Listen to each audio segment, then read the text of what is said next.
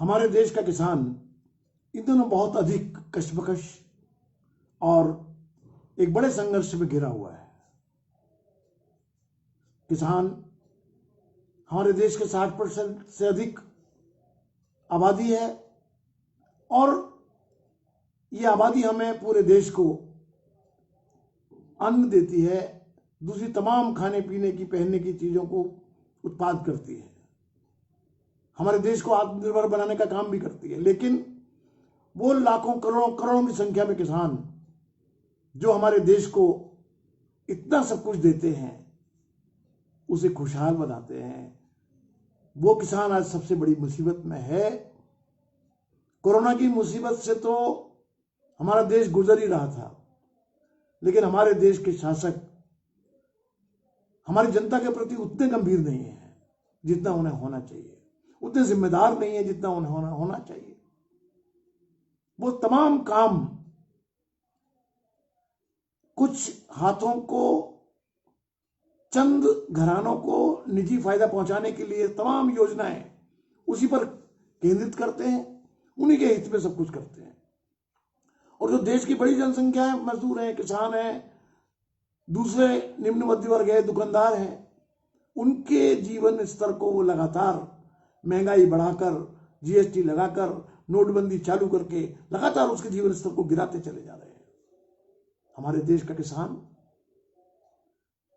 वैसे ही संकटों से गुजर रहा था, लेकिन 3 कानून हमारी सरकार ने बिना किसान संगठनों से, बिना देश की जनता से, और मैं कहूंगा कि बिना संसद के ढंग से उसको डिस्कस किए बगैर लागू कर दिया।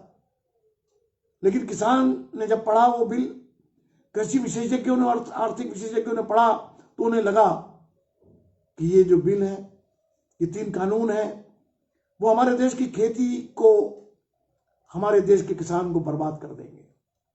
किसानों की खेती बड़े बड़े बहुराष्ट्रीय निगमों के हाथों में चली जाएगी। हमारी मंडियों की जो व्यवस्था है, जो बड़ी किसानों ने संघर्ष करके बनवाई है, वो नष्ट हो जाएगी।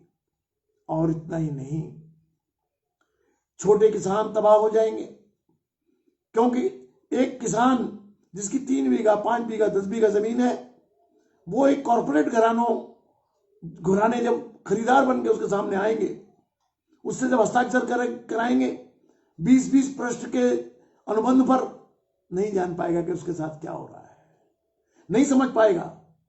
और इस सबको समझ गया है किसान, इसीलिए वह दिल्ली के चारों ओर लाखों लाखों की संख्या में सीमाओं पर बैठा है दिल्ली प्रवेश के लिए। लेकिन हमारे शासक, हमारे देश की पुलिस उसको अपनी ही राजधानी में प्रवेश नहीं करने दे रही। उनके साथ एक विदेशियों जैसा, एक दूसरे देश के वासियों की तरह, अपने दुश्मनों की तरह उनके साथ व्यवहार किया जा रहा है। दोस्तों, आज ये जो किसान है, उनको चाहिए था, बहुत पहले स्वामीनाथन आयोग गठित किया था सरकार ने, पिछली सरकारों ने। उसने जो सिफारिश की, उसमें एक बहुत महत्वपूर्ण सिफारिश थी, C2+ के आधार पर किसान को उसकी लागत का 1.5 गुना गारंटी के साथ देना। लेकिन हमारी सरकार किसान को गारंटी नहीं देना चाहती। वो कॉर्पोरेट घरानों को गारंटी दे सकती है कि हम तुम्हें प्रवेश करने देंगे, भंडार बनाइए, सेलो बनाइए, लेकिन किसानों पर उसको विश्वास नहीं है, जिसके वोट से वो जीत कर आई है। आज हमारे 60 से अधिक किसान, जिन्हें घर छोड़े हुए 40 से अधिक दिन हो गए, शहीद हो चुके हैं।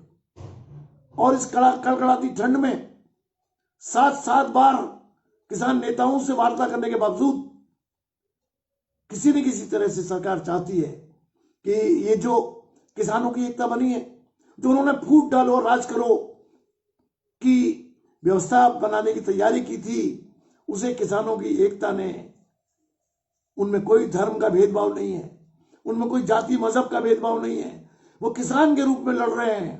450 किसान संगठनों ने एक साथ मिलकर जो संघर्ष छेड़ा है, ये ऐतिहासिक संघर्ष है, ऐतिहासिक आंदोलन है, भारत का नहीं, पूरी दुनिया का।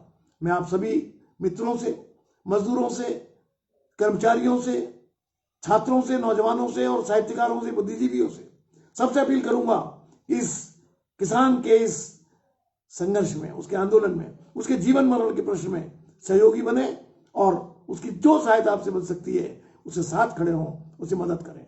इसी के साथ मैं अपनी बात समाप्त करता हूं। बहुत बहुत धन्यवाद।